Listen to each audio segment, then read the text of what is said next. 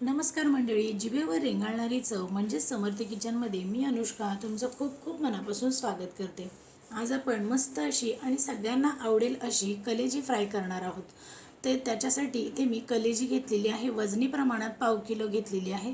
तर स्वच्छ धुवायची आणि असं बारीक पीस कट करून घ्यायचे आहेत। तर इथे बघा मी हे बारीक पीस कट करून घेतलेले आहेत। आता या एका मिक्सरच्या भांड्यामध्ये कोथिंबीर घ्यायची आहे, त्याचबरोबर लसूणच्या पाकळ्या घ्यायच्या आहेत, 4 ते 5 लसूणच्या पाकळ्या आणि एक मिरची।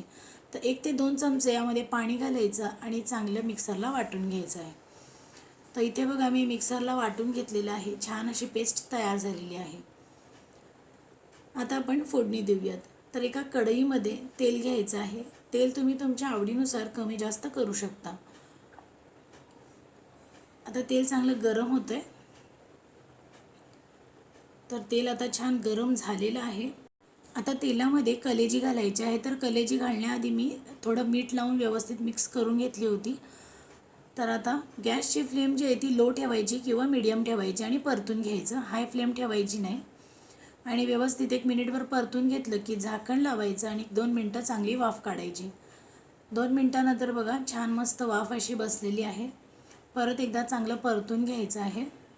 तर तेलातच असं परतून घेतल्यामुळे कलेजीला खूप छान असा फ्लेवर येतो आणि कलेजी खूप छान होते। तर इथे बघा चांगलं परतून घेतलं आहे। आता इथे मिक्सरला वाटून घेतलेलं हिरवं वाटण यामध्ये घालायचं आहे आणि परत एकदा चांगलं परतून घ्यायचं आहे।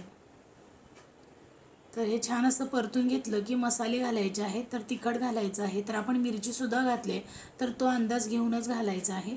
त्याचबरोबर हळद घालायची, गरम मसाला घालायचा आहे। तर मीठ सुरुवातीलाच घातल्यामुळे मीठ आता घातलेले नाही आहे, पण समजा कमी वाटलं तर यामध्ये ॲड करू शकता। आणि परत एकदा चांगलं असं परतून घ्यायचं आहे। तर जर तुम्हाला सुकंच असं खायला आवडत असेल तर असंच परतून खाऊ शकता।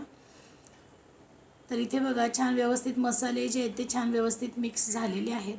तर आता ह्यामध्ये मी अगदी थोडंसं पाणी घालणार आहे। तर मगाशी जे मिक्सरच्या भांड्यात मी वाटण तयार केलं होतं, तर त्यात अगदी 2 चमचे पाणी घातलं आणि व्यवस्थित मिक्स करून घातलेलं आहे। यामुळे काय होतं, आपण जे मसाले घातले होते ते छान व्यवस्थित एकजीव होतात। तर बघा 1-2 मिनिटं चांगलं परत शिजवण्यासाठी ठेवलं आहे। तर 2 ते 3 मिनिटात बघा मस्त असं छान शिजून तयार झालेलं आहे। गरमागरम असं कलेजी फ्राय खाण्यासाठी तयार झालेली आहे। काय मग मंडळी, पाहून तोंडाला पाणी सुटलं ना?